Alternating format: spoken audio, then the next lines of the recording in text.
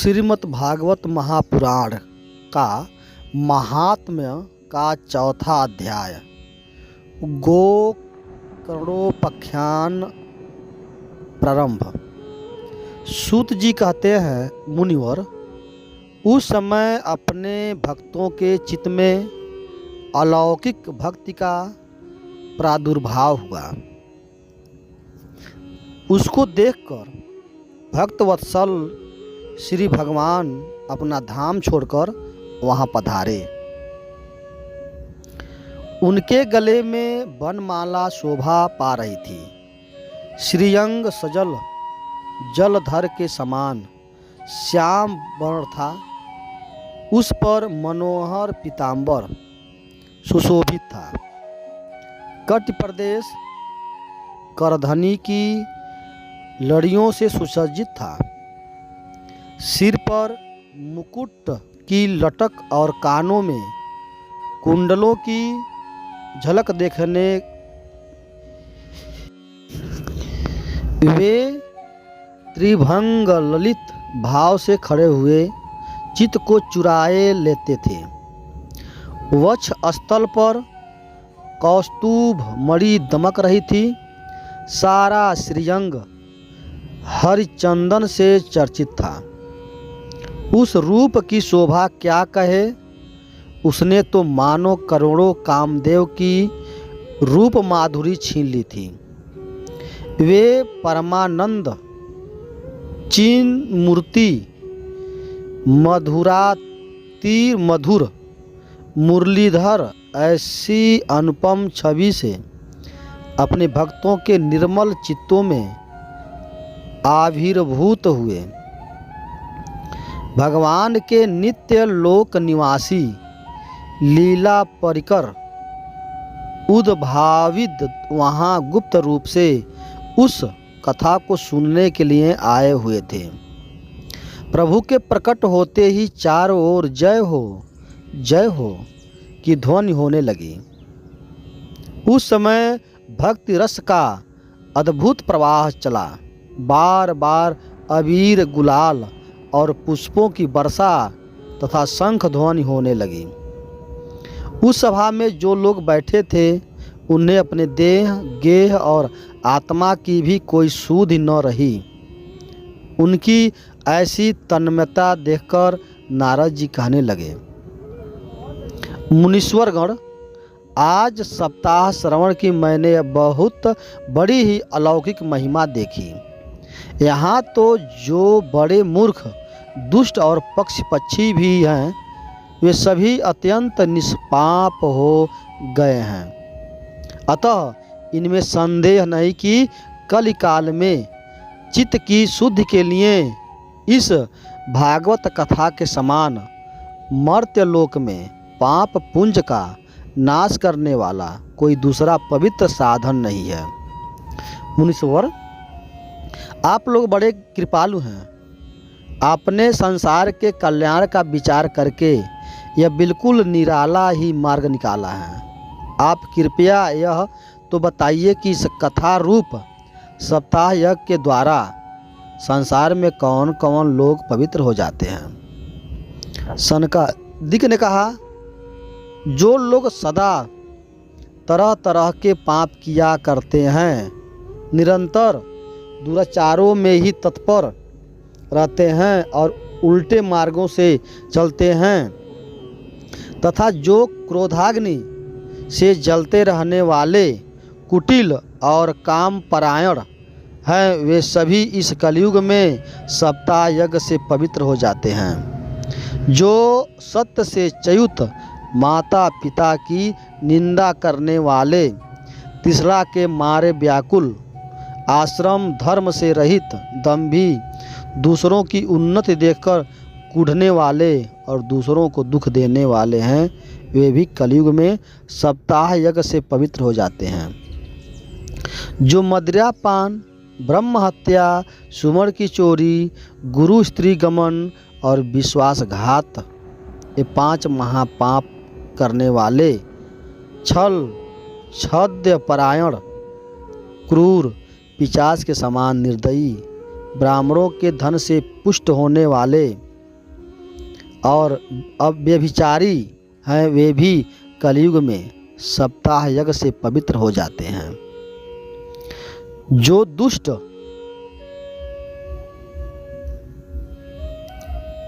आग्रहपूर्वक सर्वदा मन, वाणी या शरीर से पाप करते हैं, दूसरों के धन से ही पुष्ट होते हैं तथा मलिन मन और दुष्ट हृदय वाले हैं, वे भी कलयुग में सप्ताह यज्ञ से पवित्र हो जाते हैं। नारद जी, अब हम तुम्हें इस विषय में एक प्राचीन इतिहास सुनाते हैं।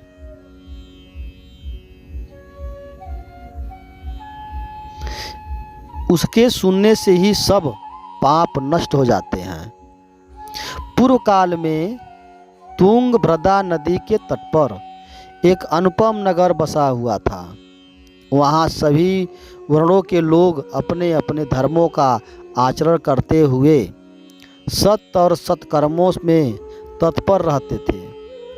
उस नगर में समस्त वेदों का विशेषज्ञ और श्रौत स्मार्त कर्मों में निपुण एक आत्मदेव नामक ब्राह्मण रहता था। वह साक्षात दूसरे सूर्य के समान तेजस्वी था। वह धनी होने पर भी भिक्षाजीवी ब्राह्मण रहता था। उसकी प्यारी पत्नी धुंधुली, कुलीन और सुंदरी होने पर भी सदा अपनी बात पर अड़ जाने वाली थी। उसे लोगों की बात करने में सुख मिलता था। स्वभाव था क्रूर, प्रायः कुछ न कुछ बकवाद करती रहती थी। गृह कार्य में निपुण थी, कृपण थी और भी झगड़ालू भी। इस प्रकार ब्राह्मण दंपति प्रेम से अपने घर में रहते और विहार करते थे। उसके पास अर्थ और भोग विलास की सामग्री बहुत थी। घर द्वार भी सुंदर थे, परंतु उनसे उन्हें सुख नहीं था। जब अवस्था बहुत ढल गई तब उन्होंने संतान के लिए तरह तरह के पुण्यकर्म आरंभ किए और वे दीन दुखियों को गौ, पृथ्वी, सुवर्ण और वस्त्र आदि दान करने लगे। इस प्रकार धर्म का मार्ग में उन्होंने अपना आधा धन समाप्त कर दिया, तो भी उन्हें पुत्र या पुत्री किसी का भी मुख देखने को नहीं मिला। इसलिए अब वह ब्राह्मण बहुत ही चिंतातुर रहने लगा। एक दिन वह ब्राह्मण देवता बहुत दुखी होकर घर से निकलकर वन को चल दिया। दोपहर के समय उसे प्यास लगी, इसलिए वह एक तालाब पर आया। संतान के अभाव के दुख ने उसके शरीर को बहुत सुखा दिया था, इसलिए थक जाने के कारण जल पीकर वह वहीं बैठ गया। 2 घड़ी बीतने पर वहाँ एक सन्यासी महात्मा आए। जब ब्राह्मण देवता ने देखा कि वे जल पी चुकी है, तब वह उसके पास गया और चरणों में नमस्कार करने के बाद सामने खड़े होकर लंबी लंबी सांसें लेने लगा। सन्यासी ने पूछा, कहो ब्राह्मण देवता, रोते क्यों हो? ऐसी तुम्हें क्या भारी चिंता है? तुम जल्दी ही मुझे अपने दुख का कारण बताओ। ब्राह्मण ने कहा, महाराज, मैं अपने पूर्व जन्म के पापों से संचित दुख का क्या वर्णन करूं? अब मेरे पितर मेरे द्वारा दी हुई जलांजलि के जल को अपनी चिंता जनित सांस से कुछ गर्म करके पीते हैं। देवता और ब्राह्मण मेरा दिया हुआ प्रसन्न मन से स्वीकार नहीं करते। संतान के लिए मैं इतना दुखी हो गया हूँ कि मुझे सब सूना ही सूना दिखाई देता है। मैं प्राण त्यागने के लिए यहाँ आया हूँ। संतानहीन जीवन को धिक्कार है, संतानहीन गृहस्थ को धिक्कार है, संतानहीन धन को धिक्कार है और संतानहीन कुल को धिक्कार है। मैं जिस गाय को पालता हूँ वह भी सर्वथा बाज हो जाती है। जो पेड़ लगाता हूँ उस पर भी फल फूल नहीं लगते। मेरे घर में जो फल आता है वह भी बहुत जल्दी सड़ जाता है। जब मैं ऐसा अभागा और पुत्रहीन हूँ, तब फिर इस जीवन को ही रखकर मुझे क्या करना है। यूँ कहकर वह ब्राह्मण दुख से व्याकुल हो उस सन्यासी महात्मा के पास फूट फूट कर रोने लगा। तब उन यतिवर के हृदय में बड़ी करुणा उत्पन्न हुई। वे योगनिष्ठा थे उन्होंने योगनिष्ठ थे। उन्होंने उनके ललाट की रेखाएं देखकर सारा वृत्तांत जान लिया और फिर उसे विस्तार पूर्वक कहने लगे।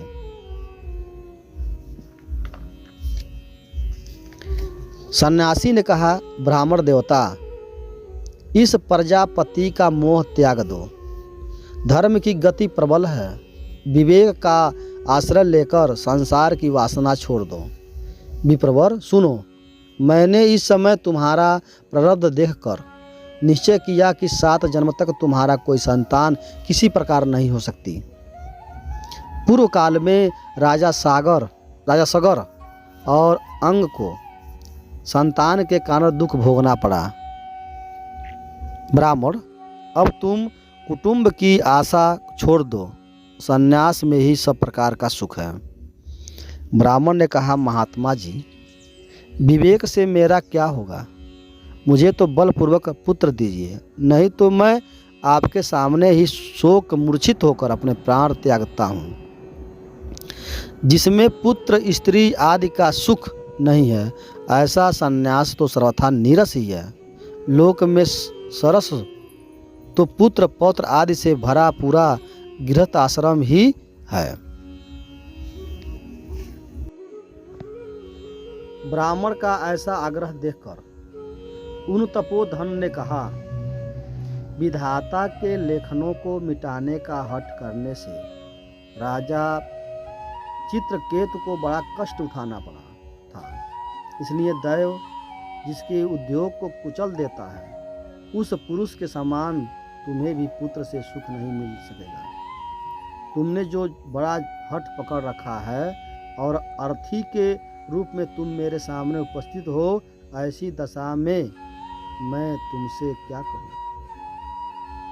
जब महात्मा जी ने देखा कि यह किसी प्रकार अपना आग्रह नहीं छोड़ता, तब उन्होंने उसे एक फल देकर कहा, इसे तुम अपनी पत्नी को खिला देना, इससे उनके पुत्र होगा। तुम्हारी स्त्री को 1 साल तक सत्य, शौच, दया, दान और एक समय एक ही अन्न खाने का नियम रखना चाहिए। यदि वह ऐसा करेगी तो बालक बहुत शुद्ध स्वभाव वाला होगा। यो कहकर वे योगी राज चले गए और ब्राह्मण अपने घर लौट आया।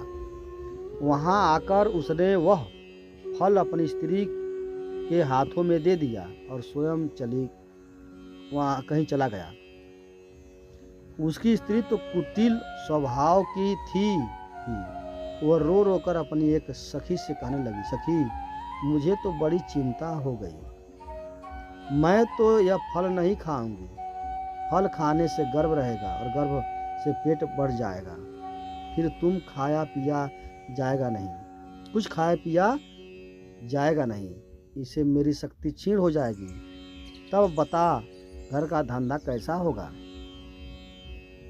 और दैववश यदि कहीं गांव में डाकुओं का आक्रमण हो गया तो गर्भिणी स्त्री कैसे भागेगी। यदि सुखदेव जी की तरह यह गर्भ भी पेट में ही रह गया तो इसे बाहर कैसे निकाला जाएगा।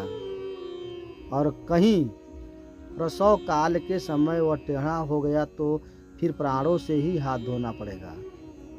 यो भी प्रसव के समय बड़ी भयंकर पीड़ा होती है। मैं सुकुमारी भला ये सब कैसे सह सकूंगी। मैं जब दुर्बल पड़ जाऊंगी तब ननद रानी आकर घर का सब मता समेट ले जाएगी और मुझसे तो सत्य, शौच आदि नियमों का पालन होना भी कठिन ही जान पड़ सकता है। जो स्त्री बच्चा जनती है उससे उस बच्चे के लालन पालन में भी बड़ी कष्ट होता है। मेरे विचार से तो वंध्या और विधवा स्त्रियां ही सुखी हैं।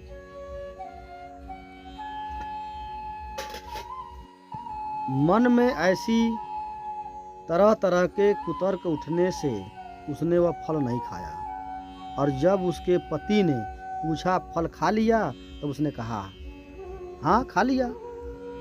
एक दिन उसकी बहन अपने आप ही उसे घर आई।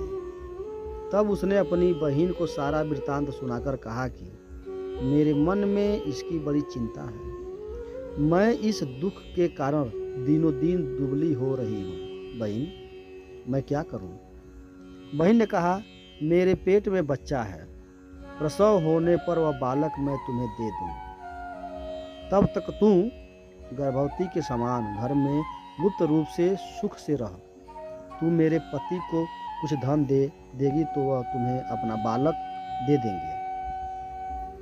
हम ऐसी युक्ति करेंगी कि जिससे सब लोग यही कहेंगे कि इसका बालक 6 महीने का होकर मर गया, और मैं नित्य प्रति तेरे घर आकर उस बालक का पालन पोषण करती रहूंगी। तू इस समय उसकी जांच करने के लिए यह फल गौ को खिला दे। ब्राह्मणी ने स्त्री स्वभाववश जो उसकी बहन ने कहा था वैसे ही सब किया।